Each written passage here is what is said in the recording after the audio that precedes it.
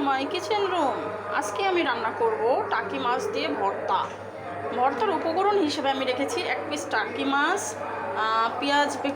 পেঁয়াজ স্লাইস করে কেটে নিয়েছি, মরিচ দিয়েছি, মরিচের পরিমাণ একটু বেশি দিলে ভর্তা ভালো লাগে, রসুন এরকম আস্ত করে ছিলে নিয়ে রেখেছি। এখন এগুলো পুরোটা আমি জাস্ট এখানে যেহেতু মরিচ, পেঁয়াজ, রসুন সব কিছু দেওয়া আছে, এখানে শুধু প্রয়োজন পরিমাণ মতো লবণ, পরিমাণ মতো হলুদ আর পরিমাণ মতো তেল।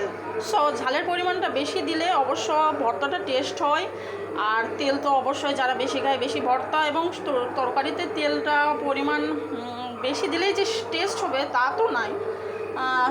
তেলের সাথে রান্নার একটু আইডিয়াটাও ভালো থাকতে হবে।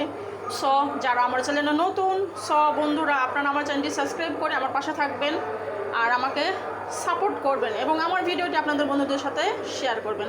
আল্লাহ হাফেজ।